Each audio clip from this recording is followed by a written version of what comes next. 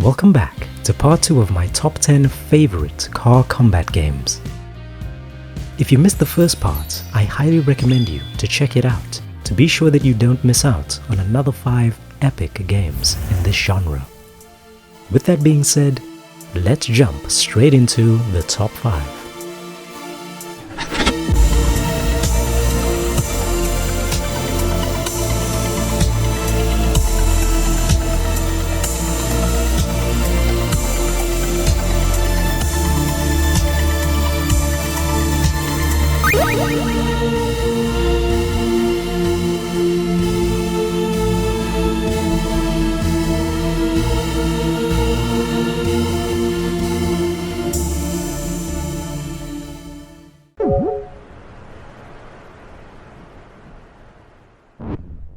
The age-old debate between arcade and simulation races used to be defined by authenticity. If a game had licensed cars, it would usually lend itself to a more grounded experience. This is mainly due to car manufacturers being very strict about the optics concerning their company. Conversely, if racing titles chose not to feature licensed vehicles, that meant the kid gloves were off, and developers could let their imaginations run wild. You're thinking about signing up for that there demo derby, and I'm telling you not to bother. Who the fuck do you think you are? But all of that was about to change in 2010. What if we didn't have to choose between thrilling, chaotic car combat and real vehicles? What if we could have both? Number 5. Enter Blur, a vehicular combat racing game like none other, depending on who you ask. Like most racing games, story is inconsequential here.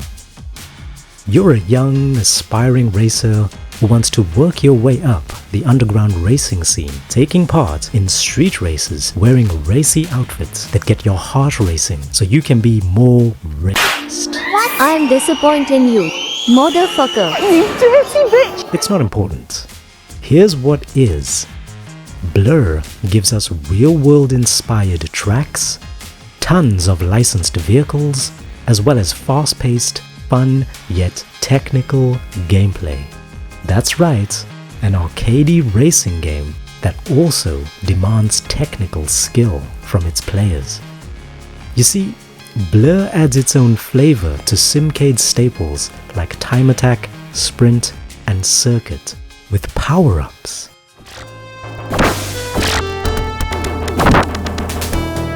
Power up. Now power-ups and pickups are nothing new, as we've seen a couple games make use of them in the last video. But these were predominantly used for offense, and as a result, those games focused almost exclusively on combat rather than racing. But here, there are just as many offensive power-ups as there are defensive ones, adding another layer of strategy rarely seen in combat racing. Or rather, it's more apt to say that this game perfectly blurs the lines between combat and racing in the combat racing genre. You see what I did there? Each car has its own feel and characteristics, as do the various power-ups that will spawn across the racetrack. You can hold up to 3 of them at a time, and a few of them can be used in unique ways. Shunts allow you to fire a sort of guided missile that will chase down the nearest opponent, while bolts act as projectiles that slightly damage and disorient your intended targets. And you can also drop mines, as well as envelop yourself in a nice cushy shield that will protect you from any punishment for a short while, and so on. Pretty straightforward so far, right? Well, at least it seems that way in the beginning. Alright, so you have cool power-ups that you can use to get ahead of the pack, and all you need to do is cross the finish line first. No big deal. But then you notice these weird things on the track called gates and fan request markers. Now you'll probably ignore them or just kinda drive into them on accident at first.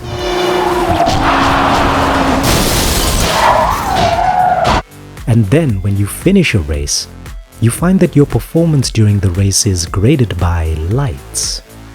And the game asks you to collect a certain amount of these lights to unlock things like new races and vehicles.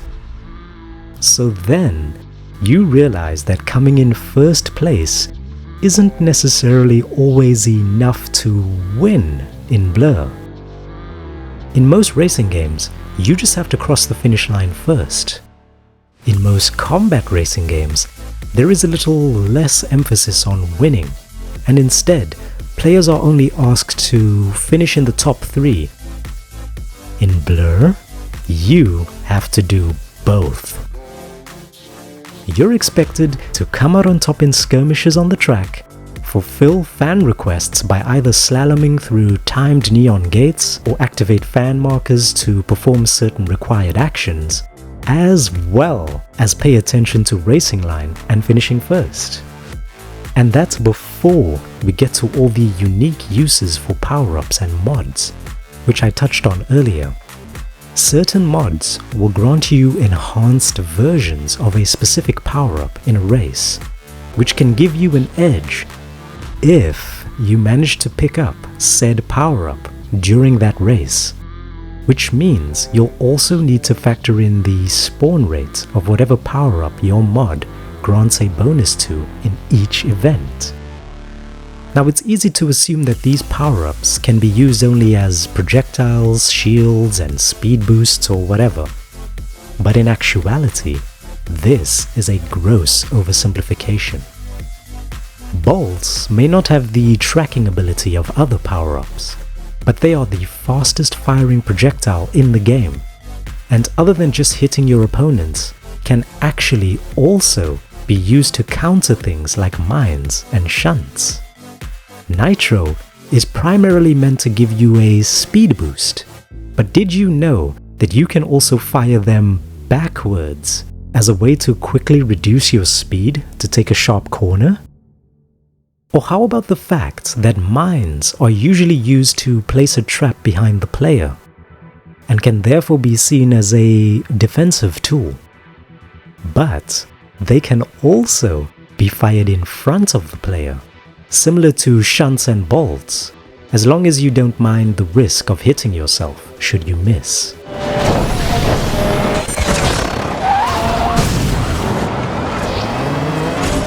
This is what I was referring to earlier when I mentioned that this is a game that actually demands technical skill from its players. Because despite all of the comparisons to Mario Kart, I think we can all agree that you've got a lot more to worry about here than just getting hit with a blue shell.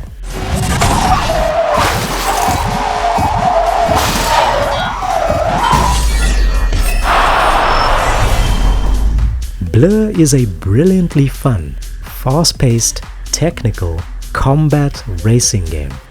And because you're always having to do side quests during races, constantly trying to come out on top in rock-paper-scissor-esque battles with your opponents using power-ups, and zipping around the track at high speeds while stylishly drifting around corners, I think it's safe to say that this game has such a unique feel to it that it really hasn't been matched by anything since its release.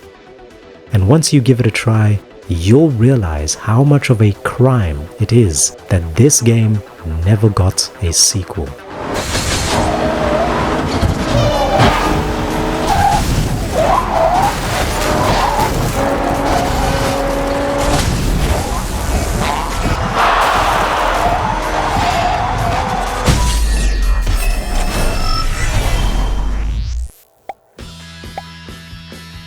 The reason why racing games are a niche genre these days is because not enough of them let you strap front and rear firing shotguns or rocket launchers to overpriced sports cars and use them to blow up ridiculously punny named drivers. That's where Guzzlers Extreme comes in. Number 4. Again, as with many racing games, story is a non-issue here. But I think you guys are still recovering from the story we talked about in the first video anyway. So I'll leave you be for now. Things are a little more streamlined this time around. You create a profile, buy your first car, and get to competing against other drivers to rise up the ranks and unlock tougher events, better vehicles, and upgrades. All the standard event types you'd expect to find in a racing game are here, but are spiced up considerably for obvious reasons. Getting ahead of the pack early in most racing games is the way to go, but here, being in the lead too early and for too long just means you're a sitting duck. Knocked out. You'll have to come to see the racetrack more as a battleground, as just pumping tons of cash into upgrades to soup up your ride does not guarantee victory in the slightest. Although things aren't as complex as they are in Blur, racing in Gas Guzzlers will still require players to adjust their strategy to come out on top. Players can make use of mounted weapons in conjunction with various power-ups that grant the player double damage or invisibility for a short time.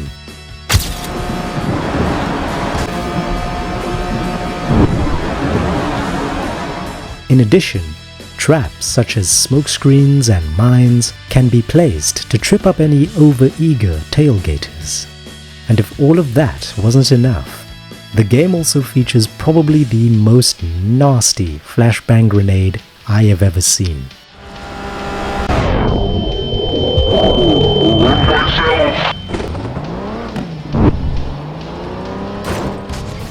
After a couple events, you'll settle into a nice rhythm, and once you start to hit your stride and rack up a few consecutive wins, you'll be introduced to the game's unique sponsor system. Now, in most racing games, liveries are just a fun little feature players can mess around with in the vinyl editor to give their car a unique look. But in Gas Guzzlers, they work a little closer to the real thing. Winning races will sometimes get you noticed by hilariously parodied versions of sponsors.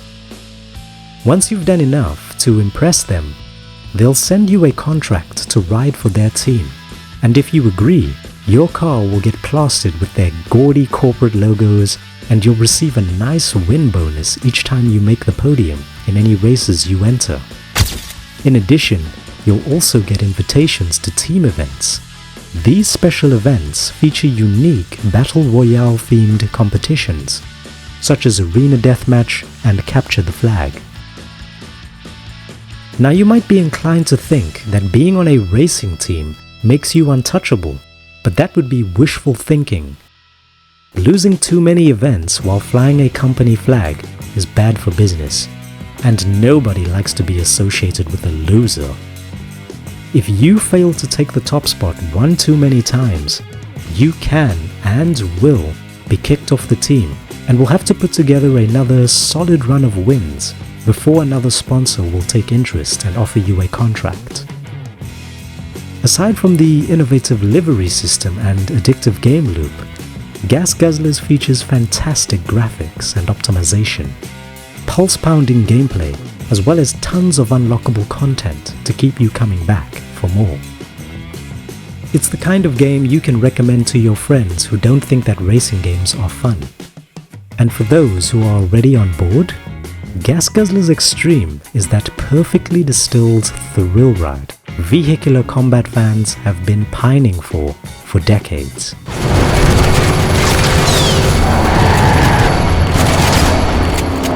I like you. That's why I'm going to kill you last.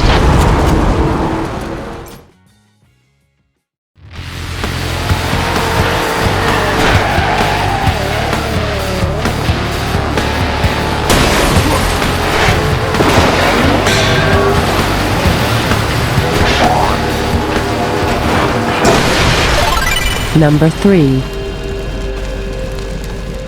By now I'm sure you will have noticed that chaos and utter disregard for human life is sort of a prerequisite when it comes to car combat games. But what happens when you take that idea and crank everything up to comical levels of insanity? Carmageddon max damage happens. That's what.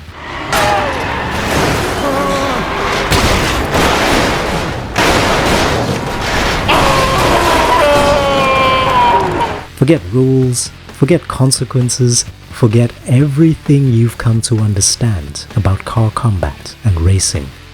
Or you can choose not to. Either way, Max Damage is a game that lets you play it on your own terms.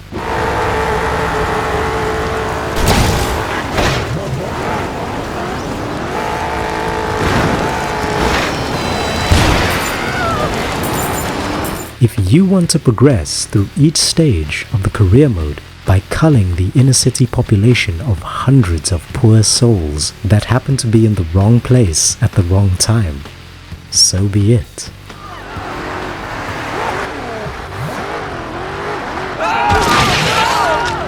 If you want to make a name for yourself by actually racing through checkpoints and crossing the finish line before anyone else, go for it. Race completed!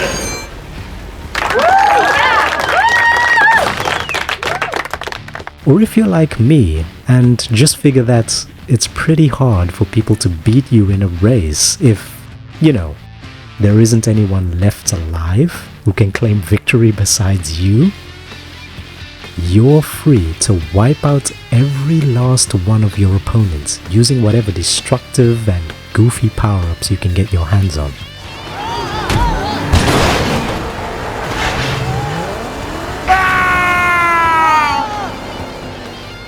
Whatever you decide, don't expect to just waltz over your opponents and do as you please, as the AI in this game are nothing short of unhinged maniacs who will do anything and everything to turn you into a heap of scrap, even at the cost of their own well-being. Checkpoint taken! For the most part, rules are merely a suggestion when playing Carmageddon, but every now and then, the game will be a little more strict when it comes to win conditions, such as when it asks the player to collect 10 checkpoints that are scattered around the map, or when playing a game of Fox. But having a good time is always the focus, and to this end, the game offers you no shortage of weird and wacky power-ups or pups hidden in barrels that you can collect and use at your discretion. You'll earn points for whatever nonsense you got up to in each event, and these points are cumulative. Once you reach a certain threshold, you'll unlock new maps and challenges. If you keep your eyes peeled, you'll also be able to find rare upgrade tokens. And, as you'd expect, these can be used to improve your vehicle's stats.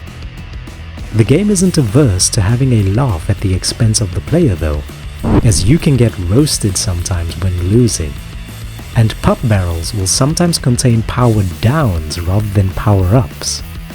So you'll need to keep your wits about you if you don't want to get turned into a meme. God dang it!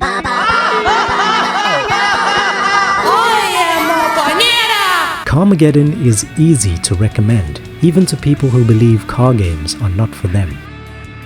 It's packed to the brim with laughs and goofs, and because it doesn't take itself seriously, it epitomizes what the sandbox genre is meant to be. Hours of mindless entertainment that allow you to escape from the real world and remind you what gaming is supposed to be. If you're a car combat fan and haven't played Carmageddon, you haven't lived. It's just that simple.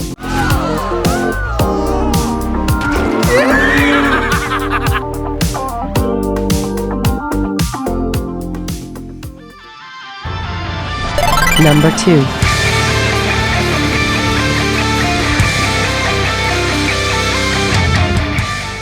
You knew you were gonna see this game on this list, and you knew it was gonna be near the top.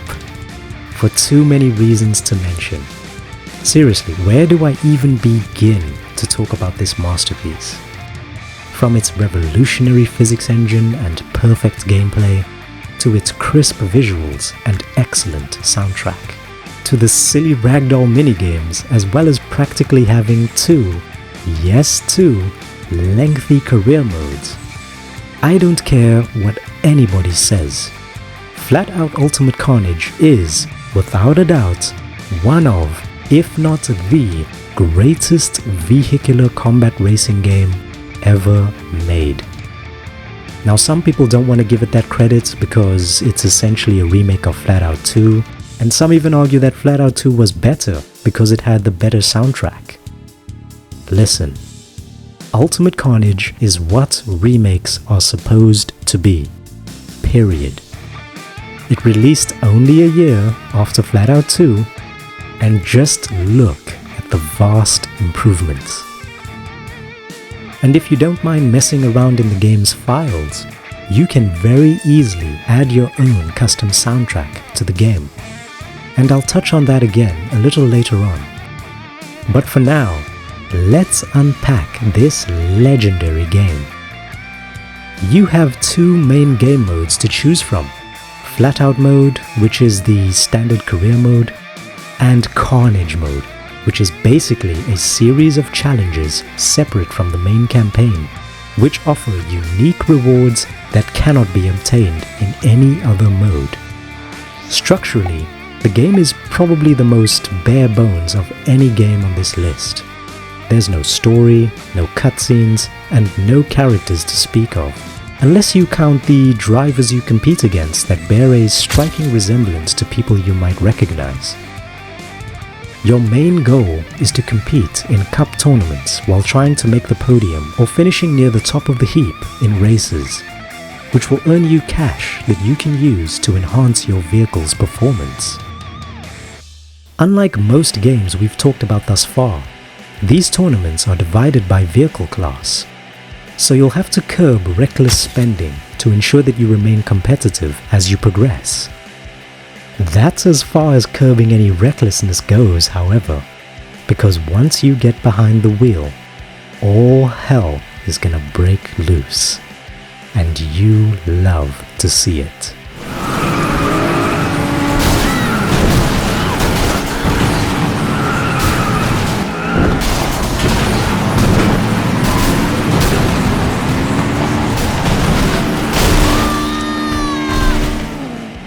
As you can probably tell, causing carnage on the track never looked or felt this good, as almost any and everything you see on the racecourse can be destroyed. From tires to glass to storefronts to pipes, billboards, and everything in between. The track is your canvas, and you are free to paint the perfect symphony of destruction as you see fit.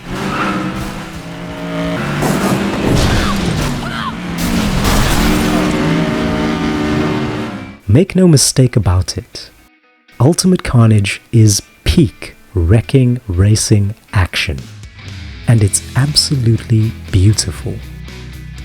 If you didn't catch it by now, it's pretty much impossible to play Ultimate Carnage and not enjoy every minute of it. The gameplay, physics, and graphics fire on all cylinders. The challenge level is perfectly balanced, and despite all the explosions and debris flying around the track, the frame rate remains silky smooth and the game is more stable than your parents' marriage. That's no good. What the fuck? Well, that's just Don't terrible. be rude. Damn, son. This game might be a golden oldie, but the gold hasn't lost any of its luster, even 16 years later. And like I mentioned earlier, all you need to do is slap some new tunes onto the playlist and you're good to go. And if you need help with that, here you go.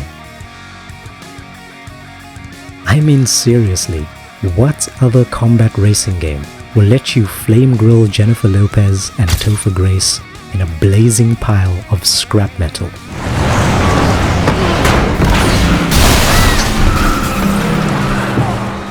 What more could you possibly ask for in a wrecking racing game?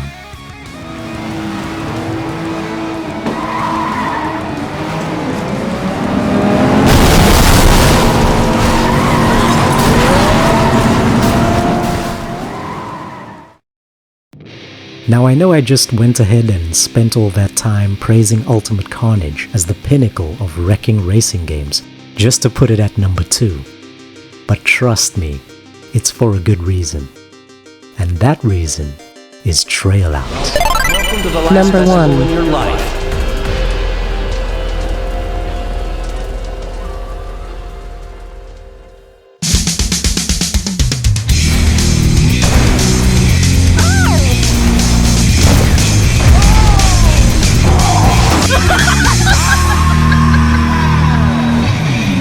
Do me a favor, buddy. Buy yourself a Barbie and shove it up your ass.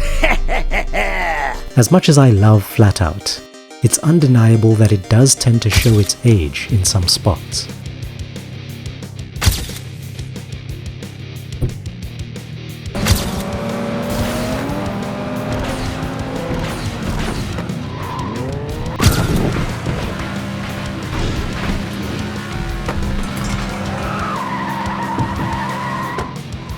Most of its improvements over its predecessors are visual in nature. If only they tweaked the formula more and tidied up a few things. If only they added a little more variety. If only Ultimate Carnage got a sequel. A proper sequel. Ew! A sequel that kept the same vibe and formula intact. Not bad, actually.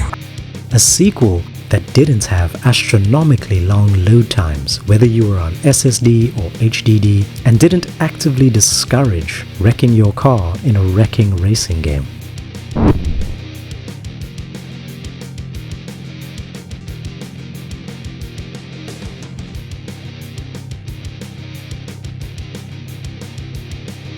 A sequel that builds on everything that came before it.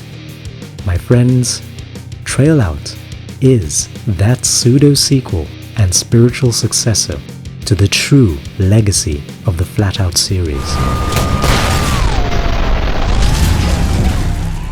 Now, to many people, first impressions are everything, and I'll admit, this game's attempts at story cutscenes don't do it any favors in that regard. The license! Stay the fuck out of my way or I'll kill ya! Fuck you, you won't get a license. Victory is mine! Hey, you! What the hell are you making all that noise for? You shouldn't have come back to the Take the vessel. rules out! What the fucker? What is this shit? I'll take them all. You're welcome to. We have plenty of them in the department. I'm certainly not taking your pride. You? You really don't remember me? Do you? What are you talking about? How about now? We believe in you. You can beat Woods and take the trophy. This time. What's the big deal about Woods? And what do you mean this time? I should go. Now okay, I get it. Settle down, boys. Don't click off the video just yet, don't dislike, don't unsub, don't send me screenshots of the DMs between your mom and I. Just hang on a second. Because if Shrek taught us anything, it's that onions have layers. And this game is no different. Because should you decide to take the time to play past the prologue, I promise you'll be pleasantly surprised with what you find. Because Trailout somehow manages to give us everything we adored in the original Flatout games, while mixing in its own flavor as well as tons of memes and references to other well-loved games and in some cases movies too. But before we get into all of that, let's talk about the gameplay. Ultimate Carnage had crisp graphics and a legendary physics engine. Trailout doubles down on the visual fidelity and increases the destruction and chaos tenfold.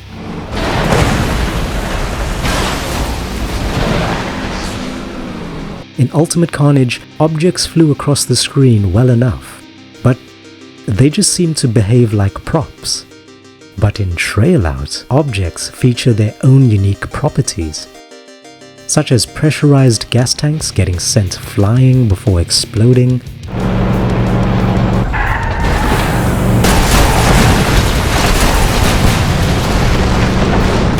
or underground pipes rupturing and the resulting shockwave blasting cars into mid-air from below.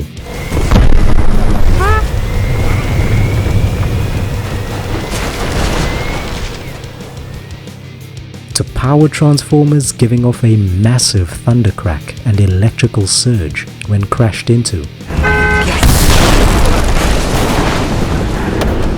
And if that wasn't enough, levels also feature stage hazards such as crowds of people standing a little too close to the action,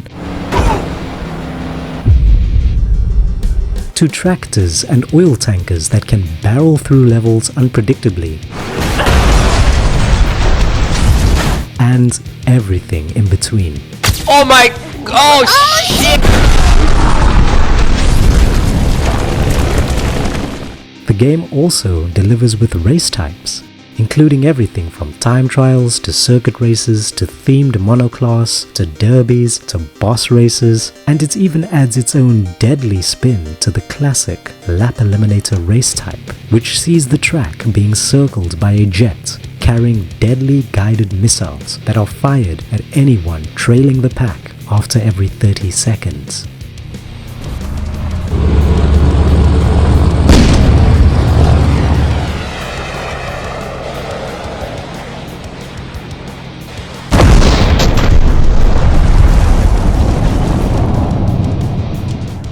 And that's just a taste of the rambunctious racetrack ruination that awaits you. Off the track, the game features a much improved car tuning system, tons of options to customize your experience, local multiplayer support, quite possibly the most legendary vehicle roster ever seen in a wrecking racing game, a fleshed out zombie apocalypse minigame separate from the main game, a photo mode, cockpit view, and fully detailed interiors for every single vehicle in the game, including working mirrors, which is something that so many games just laughably try to pretend isn't a thing.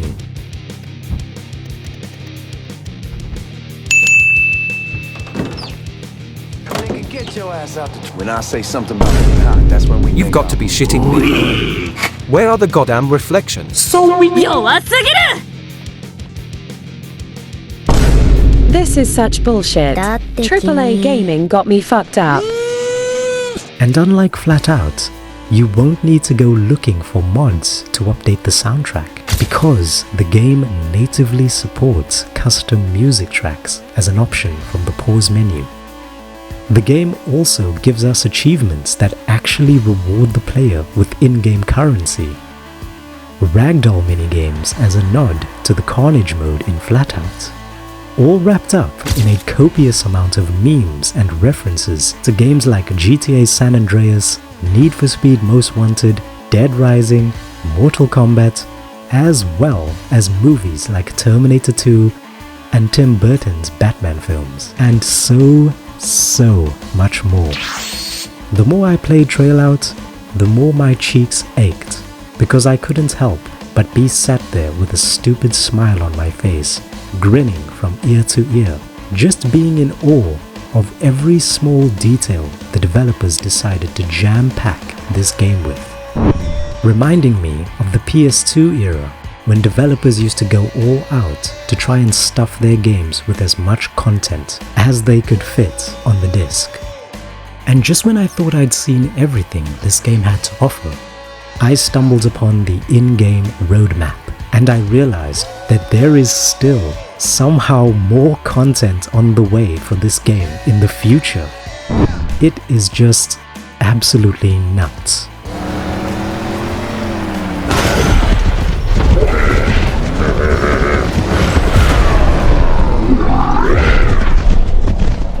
Flatout may not be perfect, but it's definitely a game that is bursting at the seams with passion and nostalgia.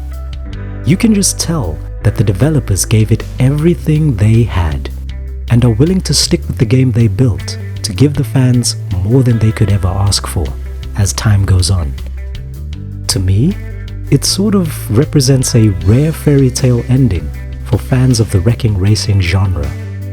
And in a world where so many gaming communities have become accustomed to seeing their favorite franchises slowly wither away, it's nice to see that we still have people making games out there who never forgot the magic we all felt the first time we fell in love with video games, when we were too busy having fun to actually stop to realize just how good we had it.